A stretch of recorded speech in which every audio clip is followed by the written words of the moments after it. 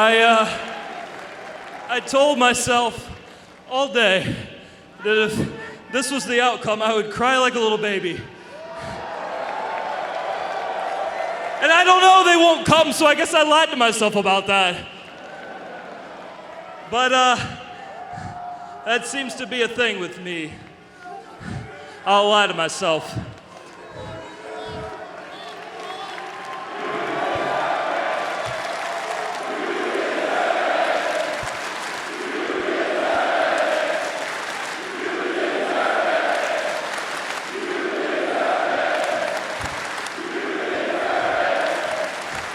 Look, I don't know how many thousand people there are here telling me that, but I never told myself that. I lied to myself.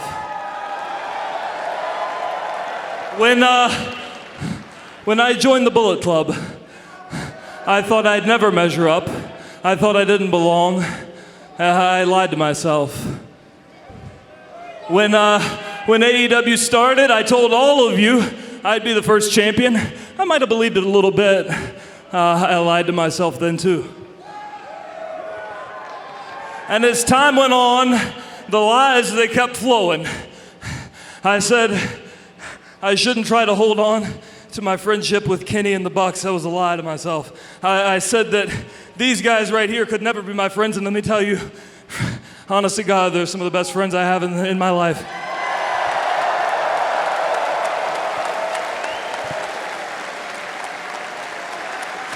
And as we got closer to tonight, there was still a little bit of me that I don't suppose ever really goes away that said I wouldn't win it. I lied to myself then too, didn't I?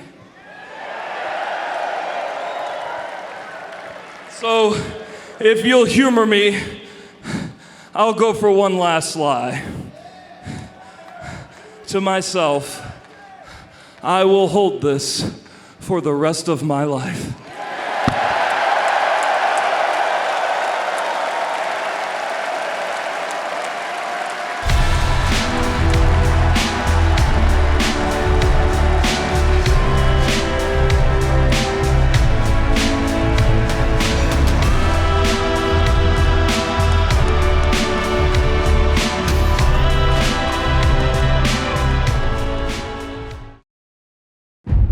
You know, heading into this, a lot of people said I was a bad guy. Simply because I told Eddie some hard truths. Always told Eddie hard truths. And I just pinned him. But it wasn't for those hard truths being stone cold facts. Eddie Kingston would have pinned me. But if your attitude is walking in the ring with anybody, let alone me, that you don't care about winning or losing, you've already lost.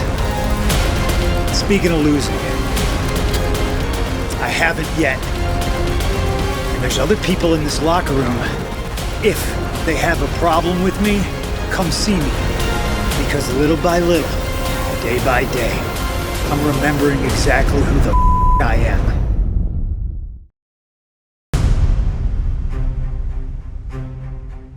There's a ton going through my head right now. Let me just try and collect my thoughts. Ladies and gentlemen, here is Jay Lethal! Wow. Jay Lethal, champion in Impact Wrestling, Ring of Honor, now here in All Elite Wrestling.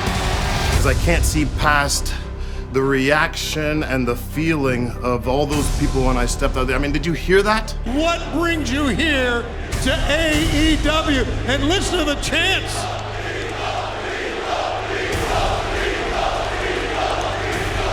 Shida!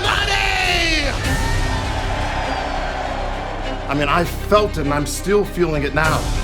I mean, what an honor it is to be here. It was an honor and so cool to meet Tony Schiavone. I've been a fan of his for years. Look, Tony, I'm here because I heard about some hidden, forbidden, open door. Well, I want to tell you and everybody else, I have found that door. I stepped through it, and now it is official. Jay Lethal is All Elite.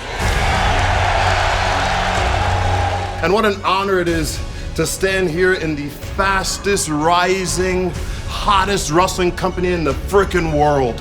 And speaking And speaking of this open door, I heard there's an open challenge for the TNT title. I think I'm interested in that. So how about me and Sammy for the TNT title Wednesday night? I want to be about the now, the future. Everything that I do from now on is what I want to be my legacy. So in order to do that, you got to go after the big fish. And Sammy Guevara, you, to me, are a big fish. You're on. First day in the company, and I will be the TNT champion. I'm not trying to be braggadocious. I'm not looking ahead of myself, but I know what I bring to the table. And it's about time that I'm all elite. And Sammy Guevara, although it will be a pleasure to be in the ring with you, I'm not playing any games, my friend. I'm coming for something that you've got.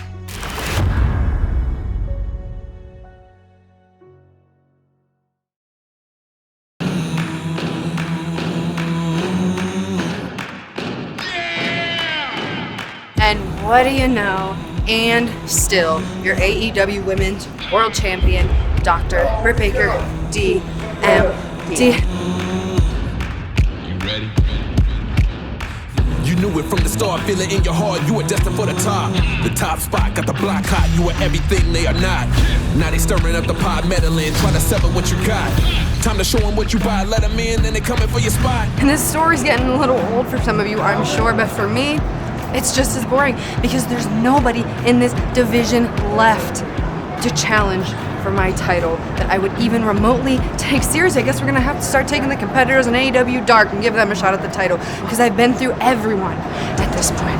Nyla, Red Velvet, Ty Conti, Chris Statlander, they're all back of the line. Sorry guys, either up your game or get out of here because this is my division and it's my era. On a day like today, which is so personal and memorable for good reasons and mostly bad reasons, I think we had a real task in front of us. Not just with Dan Lambert, of course, with all the insults and jokes and humor. He's a very devious leader.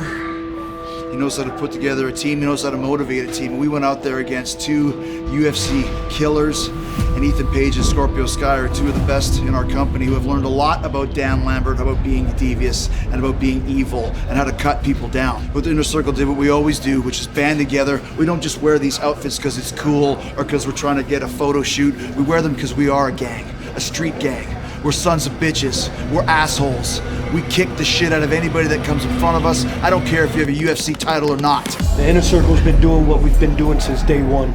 That's bringing this company, putting it on our backs, and going against the toughest and the nastiest and the illest. And here we go. On top as always. This is what we do. If Dan Lambert wants to show up again, we'll do the same thing. We'll kick that fat-faced dipshit. I'll staple his ball bag again. I don't give a shit. He doesn't give a shit. What are you gonna do to us? Bring it on, anybody.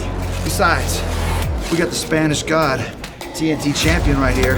We got Ortiz, we got Big Hoss Jake, we got Santana, we got Le Champion. That's all we need. It's us against the world, mother truckers.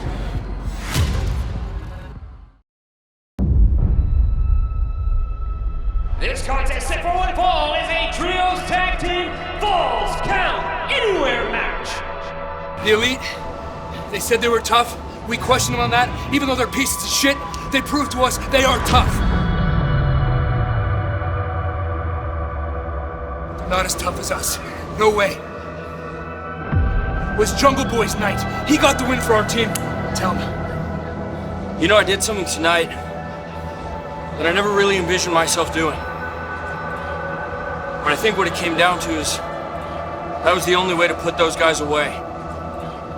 And for that, I'm thankful to have my friends, because I wouldn't have been able to do it without them. This man has come in, and he's changed things for us. He's guided us. He's made us see things a little differently.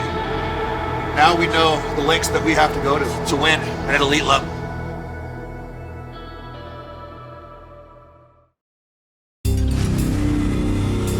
At the very first pay-per-view, Double or Nothing, one interviewer asked me, "Who do you want to wrestle in AEW?" And I answered, Nyla Rose. But not anymore. Shida! Jackknife 2, 3! Shida. Tonight's your lucky night. You got the win over us. Big deal. But in the second round, your day is coming. And that kendo stick I am going to use for other uses besides your leg. I already beat her up twice in single action, and we are not on the same level. You won tonight. But when did you win? Really? You can't win, Naira. And I'm gonna climb to the TBS Women's Champion. I earned a bye in the TBS title tournament. What did you earn? You earned an ass whooping.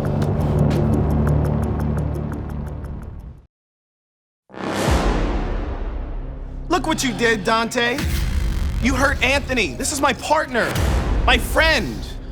And we were trying to be nice to you, but now we got beef. And I know you don't know about beef, but I know about beef.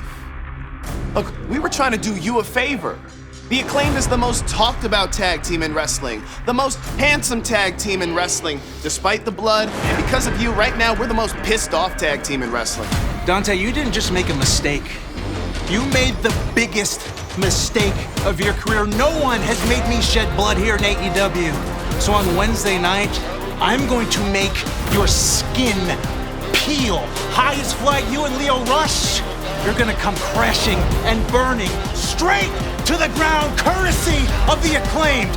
And that's a mic drop. Baron was obviously one of the top heels in AWA seemingly forever.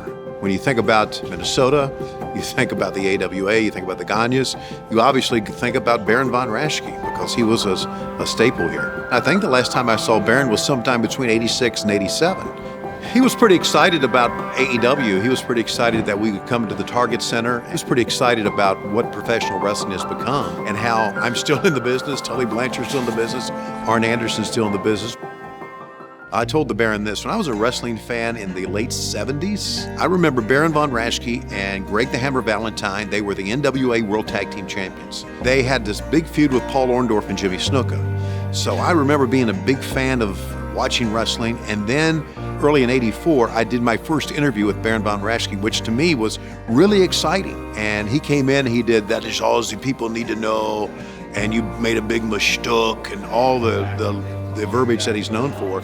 And then we went to black, 3, 2, 1 black, and he stuck out his hand in a very soft-spoken Midwestern voice, said, "Hi, I'm Jim Raschke."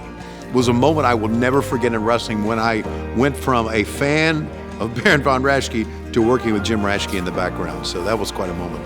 Ladies and gentlemen, please welcome to AEW Tonight, pro wrestling legend and master of the Iron Claw, Baron von Raschke! Baron worked for the Crockett family and thus was on TBS a lot.